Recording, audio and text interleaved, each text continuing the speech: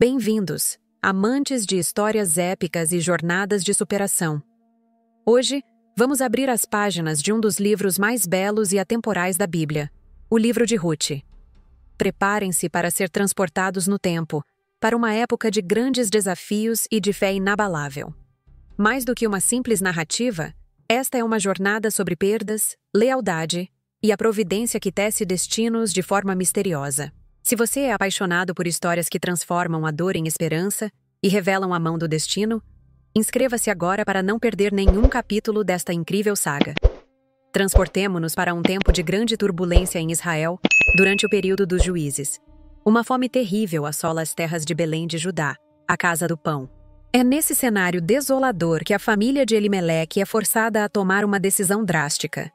Ele, sua esposa Noemi e seus 2 filhos, Malom e Quilion, deixam sua terra natal em busca de sustento nas terras de Moabe. Mas a nova terra, apesar de oferecer pão, não lhes trouxe a paz. Em pouco tempo, a tragédia se abate sobre a família. Elimeleque, o patriarca, morre, deixando Noemi viúva e sozinha com seus filhos. Os anos se passam e os filhos se casam com mulheres moabitas, Malom com Orfa e Quilion com Ruth. Uma década se vai e a morte, implacável, volta a visitar a família. Malom e Quilion morrem, deixando Noemi completamente desamparada, sem marido e sem filhos. A dor e a solidão são insuportáveis. Noemi ouve que a fome em Israel acabou e decide voltar para sua terra. Ela se despede das noras, aconselhando-as a voltar para as casas de suas mães e a se casarem novamente. As 3 mulheres choram e se abraçam. A dor da separação misturada com a incerteza do futuro. Orfa, hesitante, acaba por seguir o conselho de Noemi e retorna a Moabe. Mas Ruth, com uma lealdade que transcende laços de sangue, se recusa a abandonar a sogra. Noemi insiste: "Volte, minha filha, pois eu não tenho mais filhos para lhe dar. O que você ganhará ficando comigo?" Mas a resposta de Ruth se tornou um dos juramentos mais belos e poderosos de toda a Bíblia. "Não me instes para que te deixe e me afaste de ti, porque aonde quer que tu fores, irei eu, e onde quer que pousares, pousarei eu. O teu povo será o meu povo, o teu Deus, o meu Deus.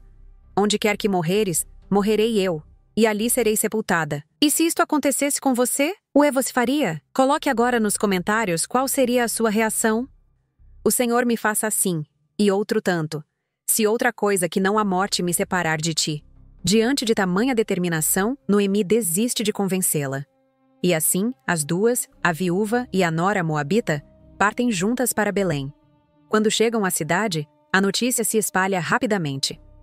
As mulheres de Belém se reúnem e exclamam: "Não é esta Noemi?" Noemi, amargurada pela dor, responde: "Não me chamem de Noemi, que significa agradável, mas me chamem de Mara, que significa amargura, pois o Todo-Poderoso me tratou com grande amargura."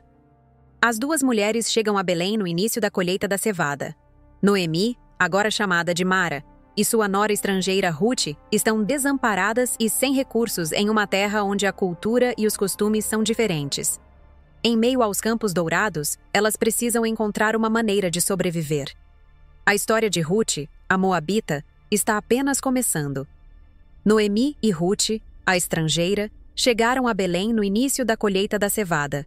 A amargura de Noemi, agora chamada de Mara, era palpável. A situação era precária.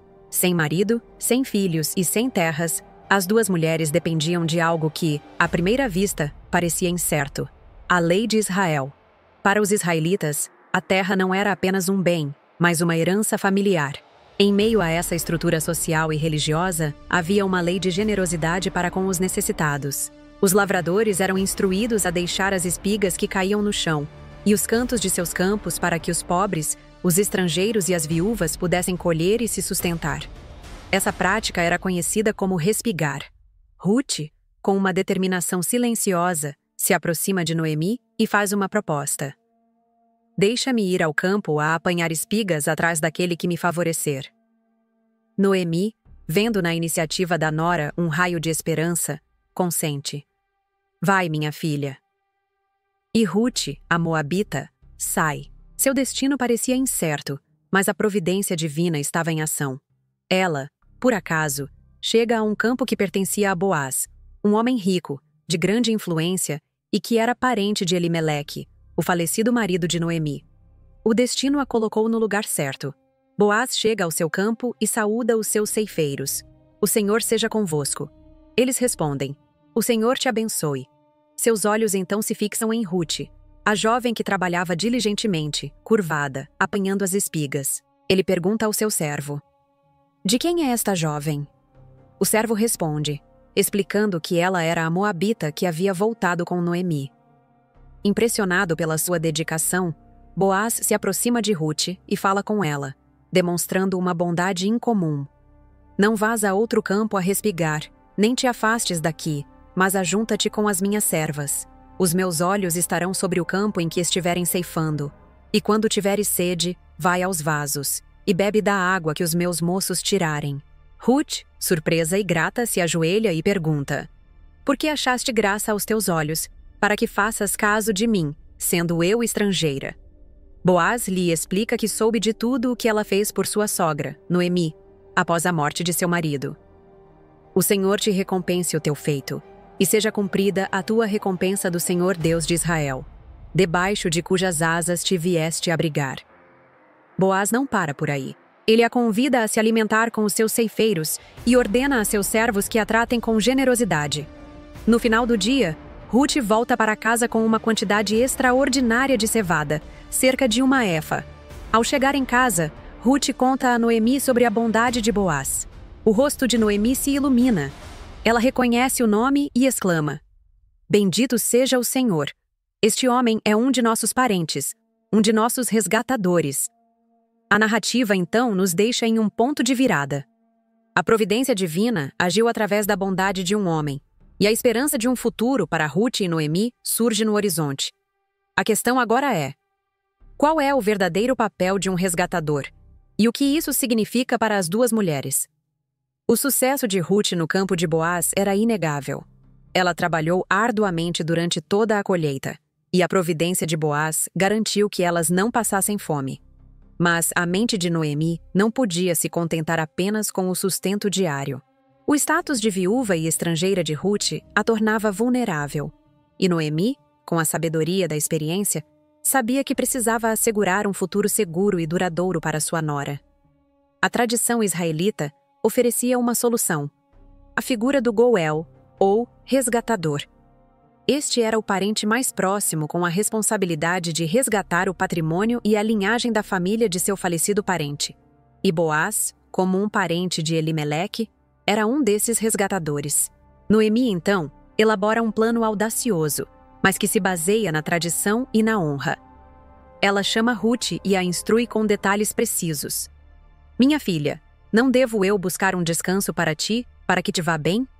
Pois agora Boaz, com cujas servas estiveste, não é nosso parente? Eis que ele esta noite vai joeirar a cevada na eira. Lava-te, unge-te, veste a tua melhor roupa, e desce à eira. Porém não te des a conhecer ao homem, até que ele haja comido e bebido. E há de ser que, quando ele se deitar, notarás o lugar em que ele se deitar. Então irás, e descobrirás os seus pés, e te deitarás ali, e ele te fará saber o que deves fazer. O plano de Noemi era um ato simbólico, mas profundo. Desvendar os pés de Boaz não era um gesto de sedução, mas um pedido de proteção e redenção, uma súplica para que ele agisse como resgatador. Era uma forma de Rute se colocar sob a cobertura de Boaz, ecoando a frase que ele mesmo havia dito a ela no campo: sob cujas asas te vieste abrigar. Rute, com uma fé inabalável em Noemi e na providência, faz tudo exatamente como a sogra a instruiu. Ela vai para a eira, espera Boaz terminar de comer e beber, e quando ele se deita, ela se aproxima silenciosamente e se deita aos seus pés. No meio da noite, Boaz se sobressalta. Algo em seus pés o faz acordar. Ele se vira e pergunta: Quem és tu? A resposta de Rute é direta e cheia de significado. Sou Rute, tua serva. Estende a tua capa sobre a tua serva, porque tu és o resgatador. O pedido é feito. Boaz entende imediatamente a implicação daquele gesto e daquelas palavras. Sua resposta é de admiração e bênção. Bendita sejas tu do Senhor, minha filha, porque melhor mostraste a tua última bondade do que a primeira, pois que não foste após os jovens, quer pobres, quer ricos. Ele promete cumprir seu papel, mas com uma ressalva. Havia um parente mais próximo que ele, e a lei exigia que este fosse consultado primeiro. No entanto, ele garante a Ruth: "E agora, minha filha, não tenhas medo. Tudo quanto disseste, eu te farei, pois toda a cidade do meu povo sabe que és uma mulher virtuosa." Boaz a instruía a ficar na eira até amanhã, e a envia de volta para casa com 6 medidas de cevada como um presente para Noemi. A narrativa nos deixa com a imagem de Ruth e Boaz agindo com honra e virtude, enquanto a questão do parente mais próximo paira no ar. A promessa foi feita, mas a aliança ainda não foi selada. O que acontecerá à porta da cidade, onde as transações e as leis são confirmadas? Amanhã chegou, e Boaz, sem perder tempo, dirige-se à porta da cidade, o centro nevrálgico da vida social, comercial e judicial de Belém. Ele se senta e aguarda a chegada do parente mais próximo, aquele a quem a lei de resgate pertencia de forma primária. Quando o homem passa, Boaz o chama. "Ó fulano, vem cá, assenta-te aqui." O homem obedece. Boaz, então, reúne 10 dos anciãos da cidade para servirem como testemunhas, conferindo legitimidade à transação que estava prestes a acontecer. Boaz, com uma clareza e honestidade impecáveis, expõe a situação. Noemi, que voltou da terra de Moabe, vendeu uma parte da terra que pertencia a nosso irmão Elimeleque. Eu quis te informar disso, para que tu, diante dos que aqui se assentam, e diante dos anciãos do meu povo, a resgates. Se queres resgatá-la, resgata-a. Se não, dize-mo, para que eu o saiba. Porque não há outro resgatador senão tu, e eu depois de ti. O parente mais próximo, ao ouvir sobre a terra, imediatamente diz: "Eu a resgatarei." A perspectiva de adquirir uma propriedade era atraente, mas Boaz revela o verdadeiro e completo custo do resgate. "No dia em que tu comprares o campo da mão de Noemi, também o comprarás da mão de Ruth, a moabita, mulher do falecido, para que suscites o nome do falecido na sua herança." A lei do resgate não era apenas sobre a propriedade, era sobre a linhagem. O resgatador precisaria se casar com a viúva e garantir que o primeiro filho nascido da união fosse considerado legalmente como o filho do falecido. A herança e o nome de Elimeleque e seus filhos seriam assim preservados. Diante dessa revelação, o parente mais próximo hesita. A responsabilidade é grande e o risco de prejudicar sua própria herança é real. Ele declara: "Não a posso resgatar, para que não danifique a minha herança. Resgata tu para ti o meu direito de resgate, porque eu não o posso resgatar." Para selar o acordo, o homem tira o seu sapato e o entrega a Boaz, um gesto público e simbólico, que, na antiga Israel, significava a transferência de um direito de resgate.